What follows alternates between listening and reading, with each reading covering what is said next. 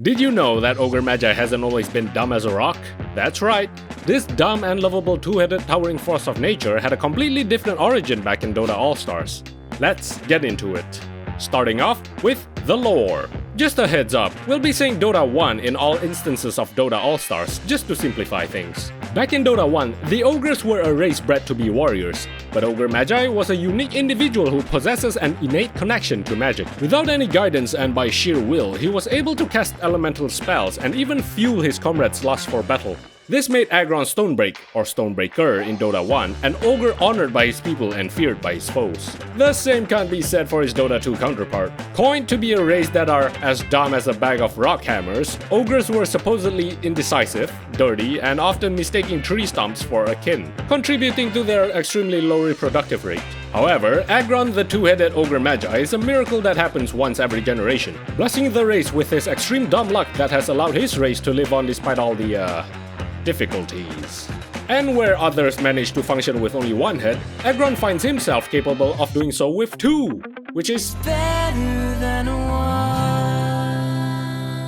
Next up, let's take a look at his design. In Dota 1, Ogre Magi wasn't exactly a standout specimen, as the model used for him was part of the Ogre race in Warcraft 3, who all had two heads. There were Ogre Warriors, Ogre Maulers, Ogre Lords, and Ogre Magi, which were similar in designs, with slight variations in colors and apparels. However, in Dota 2, Ogre Magi was differentiated from his other Ogrekin, with the two heads and his less savage appearance when compared to the Ogre neutral creeps, and you can see it in their eyes. Ogre Magi is also better dressed, which just makes him look super civilized when you put them side by side. Finally, his abilities and how he holds up today. Ogre Magi was first introduced in 5.76 in Dota 1. Before he had the ability Ignite, the ability slot was taken up by Lightning Shield, an Ion Shell-like ability that can only be cast on other units.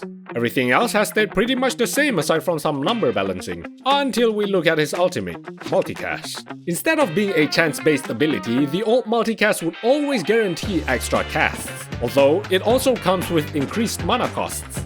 And when Ignite replaced Lightning Shield in 6.00, Ignite was an AoE spell which had its area of effect increased with each level of multicast. Is it broken? Well, he wasn't able to multicast items back then, and this sounds like it would only be good at early games considering cooldown reduction or spell amps weren't a thing either. It was probably broken at the time, but with all the heroes we have today, not likely. Having said that, we're pretty sure the current all-strength free multicasting basher Ogre Magi will easily wipe the floor against Ogre Magi from Dota 1. What do you think of the old Ogre Magi? Should Lightning Shield and guaranteed multicast make a return? And who should we cover next? Share them in the comments!